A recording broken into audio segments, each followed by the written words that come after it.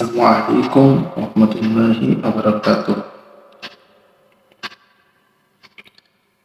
বর্তমান সময়ে সকলের মধ্যে একটি আতঙ্কের নাম রাসেল ভাইপার সাপ।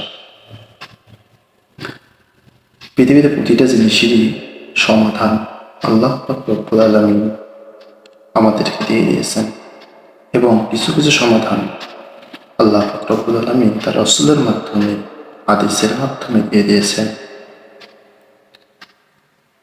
বিষাক্ত পোকামাকড় ও সাপ বিচ্ছুর হাত থেকে রক্ষা পাওয়ার জন্য রাসূলুল্লাহ সাল্লাল্লাহু আলাইহি ওয়াসাল্লাম আমাদেরকে যে আমলটি শিক্ষা দিয়েছেন, যদি কোনো ব্যক্তি সকালে এবং সন্ধ্যায় 3 বার এই দোয়াটি পাঠ করে, তবে তাকে কোনো ধরনের সাপ বিচ্ছু সহ বিষাক্ত পোকামাকড় দংশন করবে না। দোয়াটি হলো আউযু বিকালিমাতিল্লাহি তাম্মাতি মিন শাররি মা খালাক। আমি আবারও বলছি, আউযু বিকালিমাতিল্লাহি তাম্মাতি মিন শাররি মা খালাক।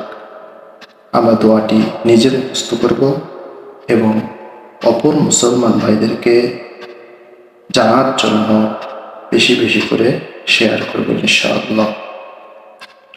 আরেকটি গুরুত্বপূর্ণ বার্তা হচ্ছে, পৃথিবীতে যে সকল সৃষ্টি রয়েছে, প্রতিটা সৃষ্টিরই কোনো না কোনো প্রয়োজনীয়তা রয়েছে। তেমনিভাবে সাপেরও প্রয়োজনীয়তা রয়েছে। সাপের বিষ থেকে বিভিন্ন ধরনের ঔষধ সহ অনেক কিছু তৈরি হয়ে থাকে। রাসেল ভাইপারের ভয়ে আমরা যেভাবে সাপ নিধন করা শুরু করেছি, না জানি ডাইনোসরের মতো একদিন সাপও বিলুপ্ত হয়ে যায়। গুগলের তথ্য মতে দেখা গেছে, রাসেল ভাইপার বাংলাদেশে একটি বিলুপ্তপ্রায় প্রাণী।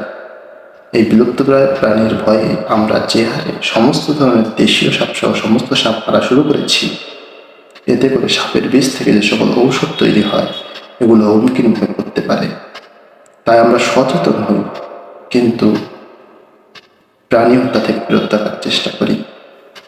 আর যাকে সাপ কামড়াবে তাকে নিয়ে ওঝা কিংবা বিভিন্ন ধরনের তান্ত্রিকদের কাছে না নিয়ে সরাসরি হাসপাতাল কিংবা স্বাস্থ্যকেন্দ্রে নিয়ে তাদেরকে চিকিৎসার ব্যবস্থা করি।